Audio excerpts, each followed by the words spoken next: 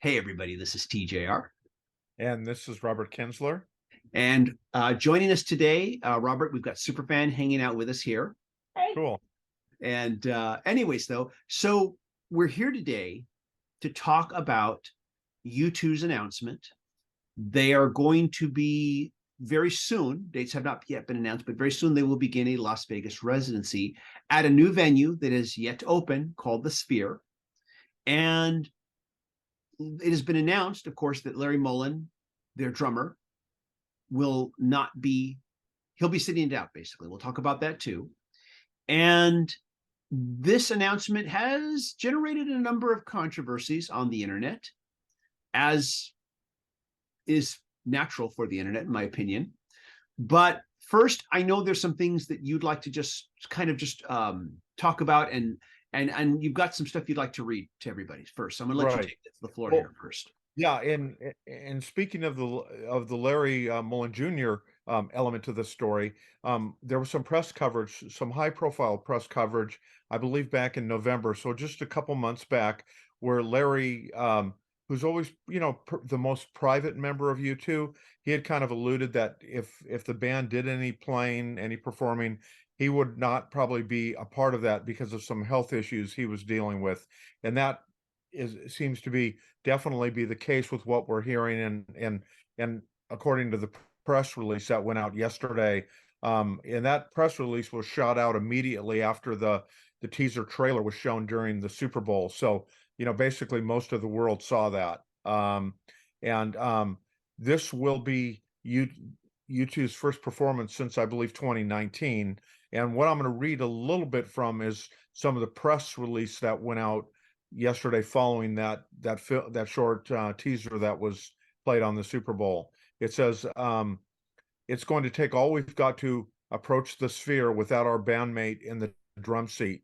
But Larry has joined us in welcoming Bram van den Berg, who's a force in his own right. Read a statement from vocalist Bono, guitarist The Edge, and bassist Adam Clayton. Um, so and apparently these special shows coming to Vegas are going to focus on Octung Baby, and so I know there's a lot of excitement about that. But I was just taken, even though I knew about the situation with Larry's health, I was still kind of shocked, kind of the high profile way this was announced, and that he's not going to be part of these upcoming residency shows in Las Vegas. You were mentioning to me before we did this that you had seen a lot on Twitter where people seem pretty divided about this. That's right. Yeah, I would say what I saw, and like I said, it was just after I think it was announced. I think you saw, some people were like, "Hey, I'm going to get three-quarters of U2, so that's good enough." Uh-huh. My thinking was a band like and let me back up. I saw the Rolling Stones. I saw Charlie Watts' second to last ever performance with them. I saw them, you know, a few years later in Austin where they perform without Charlie. The Rolling Stones will have that history of like when members leave or there's a turnover, like when Mick Taylor was, replaced by Ronnie Wood and so on and so forth. But U2 always, especially when you're talking about Larry, he was pretty much the founder of the band. He's the one that kind of got it together. And being such a huge fan, like I have been for 40 years, it was, for me, I've just kind of made the decision that I will not be going to see one of these shows in Vegas, even though I could definitely, because we're in Southern California, I could get there and go see it. I understand. And I guess I should point out, I'm sure in fact, I'm sure you're aware of this. Of course, Larry Mullen has given his blessings on this. And I know that some people might feel upset over the fact that they're not including him in this show. But my feeling is this type of a show that they're talking about, this type of a residency, and the opening of a new venue for it, to me, this type of a thing, not to me, but I know from the business end, this has probably been in the planning stages for at least well over a year. I would say conservatively speaking, if not longer. These things take time.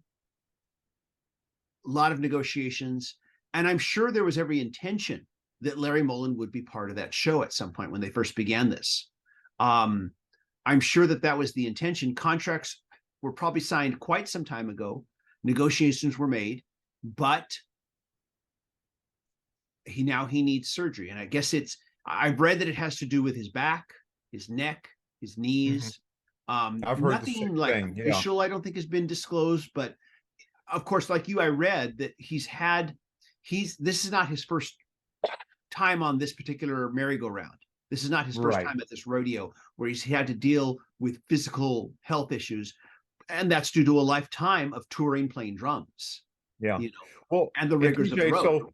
and TJ, and I want to hear what Superfan has to say too, but I really where I go back to is kind of like the incident with Rush when there was some personal things in Neil Peart's life, you know, specifically the death of his daughter and his wife.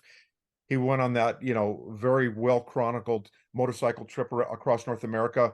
The band went on hiatus, and when they talked about it, they said, "No, without the three of us, there is no Rush." And I kind of thought U2 was kind of like that. And Mhm. but again, I understand all the things you're saying. A lot of people are dependent on it.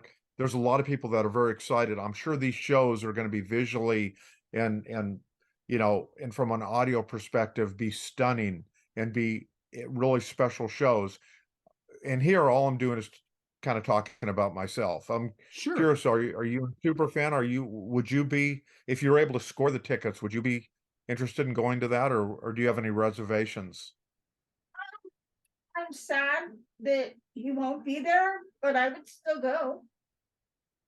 It's it would be one thing if they had fired him and said, "You're not in our band anymore," but that's not the case. He's approved of it.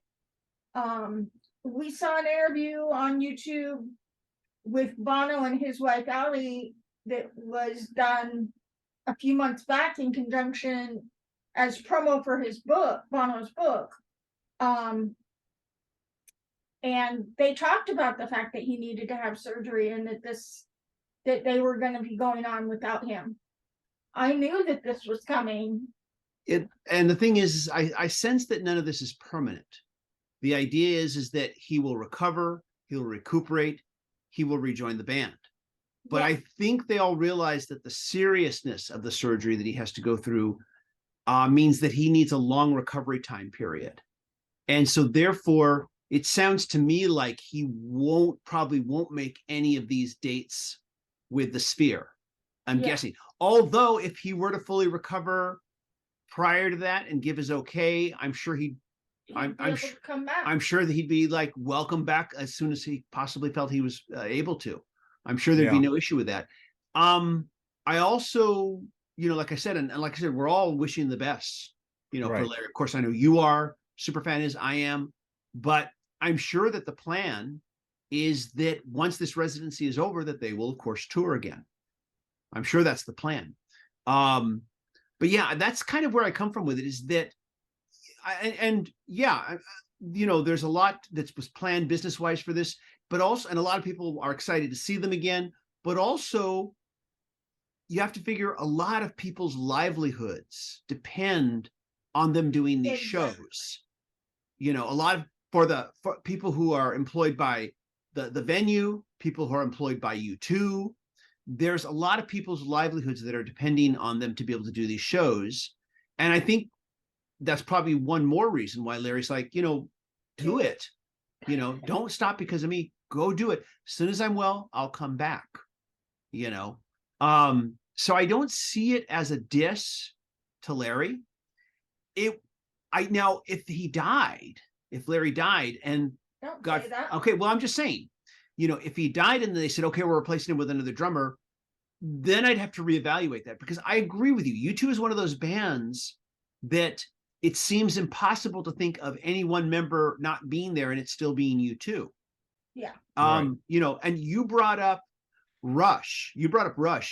I'll bring up Led Zeppelin. When John Bonham died, that was it. Yeah, it was. They said we cannot go on as we once were. I hugely respected them for that.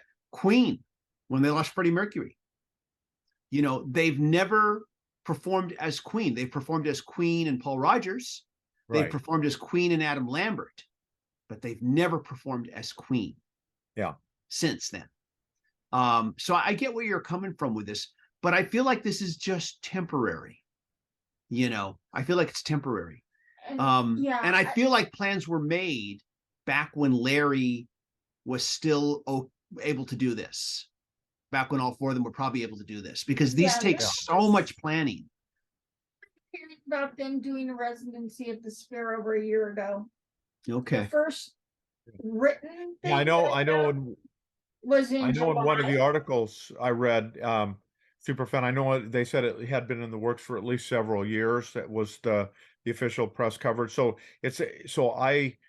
like I said, I fully understand and acknowledge what you two are saying. I'm just saying, as an individual, as myself, having seen you two approximately 30 times, I will probably, and I've seen him basically every tour since 1983 when I saw him at the US Festival. I probably will wait and then see if Larry returns, just because maybe because in part of my experience going to see the Rolling Stones after the passing of Charlie Watts, and I did enjoy the show, but not nearly as much as I had perhaps previously enjoyed the show. So I think it's a little my own reticence, but I fully understand why you two, as big U2 fans as well, might want to go, and I understand that, and would totally appreciate someone and say, hey, yeah, go have a great time. I get that. Yeah, and like I'm not sure if we will, if I'm not sure if we will be able to or not. We'll see. But I just know that this is not permanent. And hopefully, like I said, Larry recovers and all goes well and they're able to resume.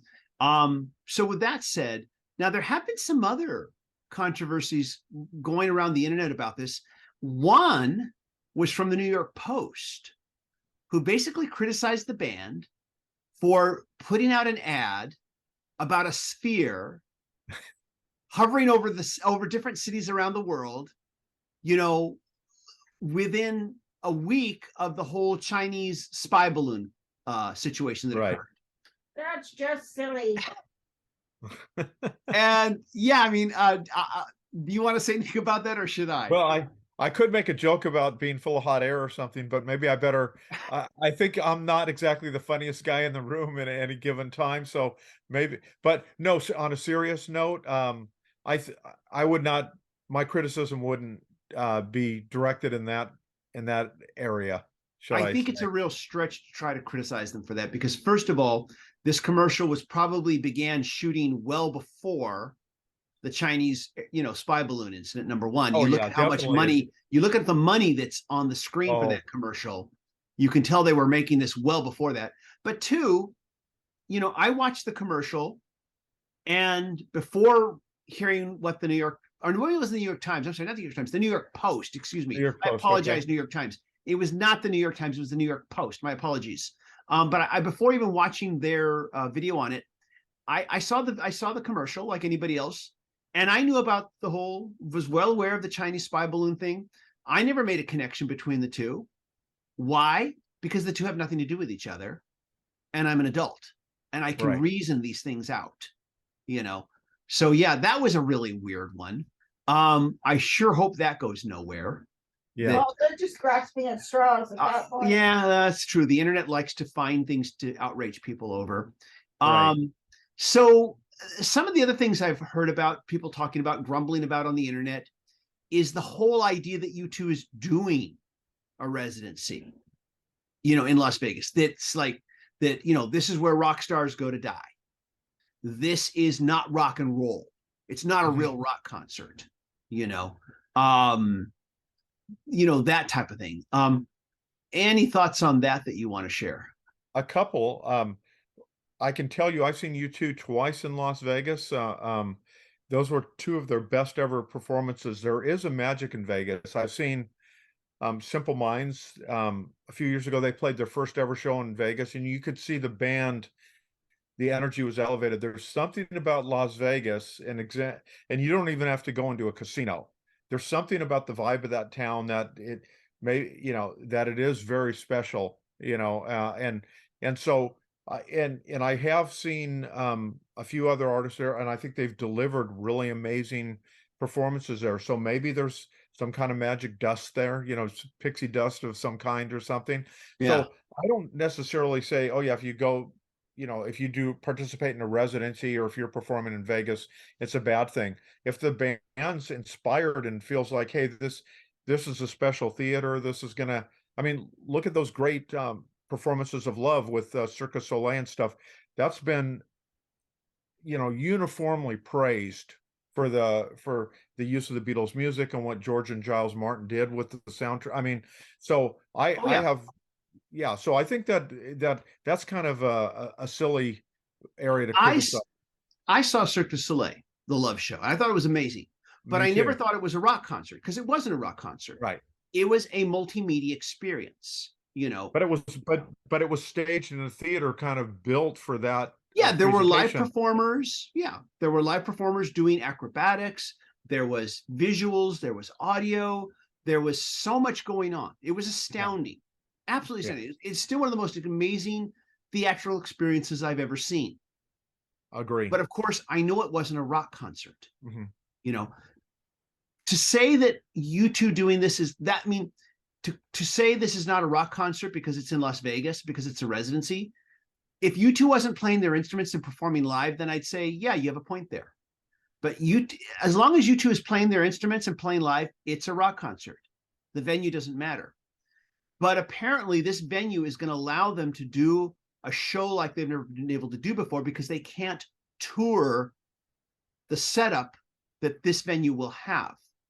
And you and I have both been to recent U2 shows. We were both at the last tour, I believe. I know you went Right. to it. We Yes. went to it too.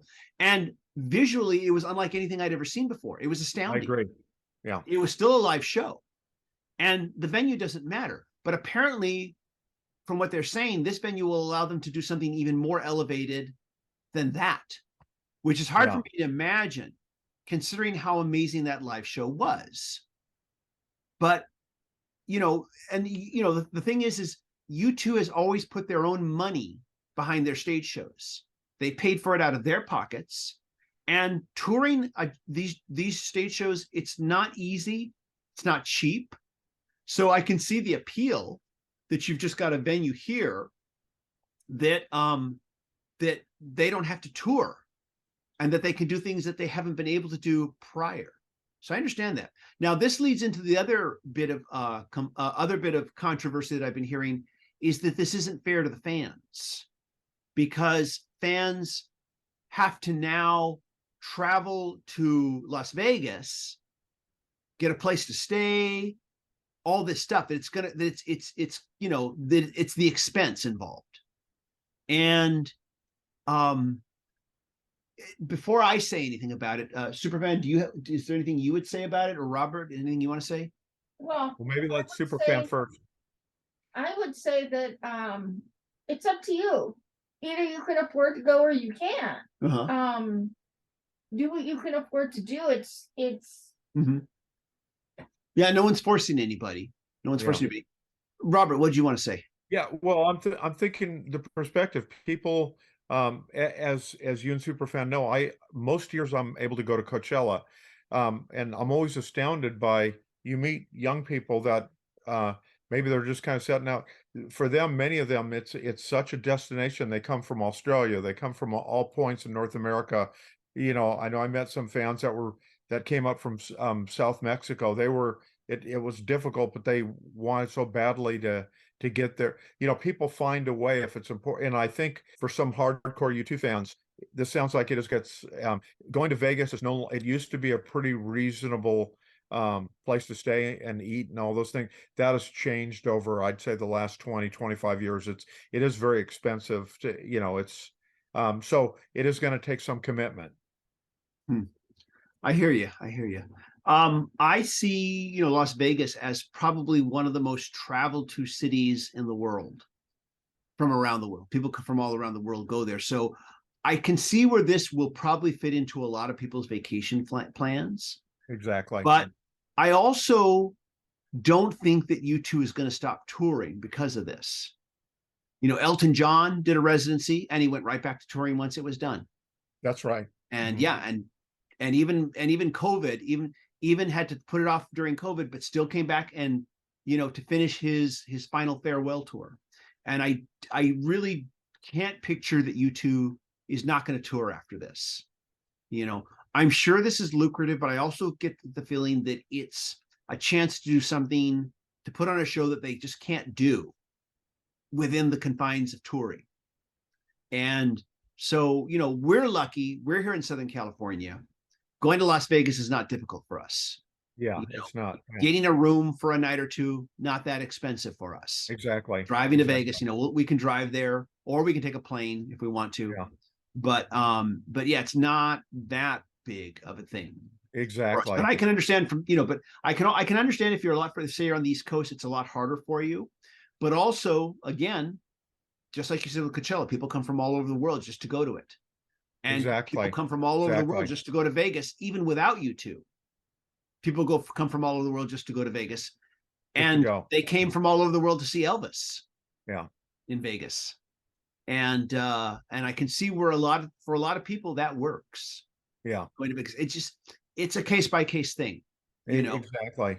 But and I will say, TJ, we've covered, and maybe the last thing I'll perhaps say is that I do acknowledge, and like we were saying, that because of that this is a very special theater. I did read the full press release. It's pretty spectacular with the LED screens and probably some of the other, surround sound kind of experience that fans are going to get. It's probably a very special performance. I do look forward to hearing about it and seeing from the perspective from journalists and also from fans. Does this live up to their expectations? Is it okay without Larry, or is he really is that really a real darkness in the experience for fans? I do look forward to seeing what we reviews on YouTube or in the press and all that kind of thing.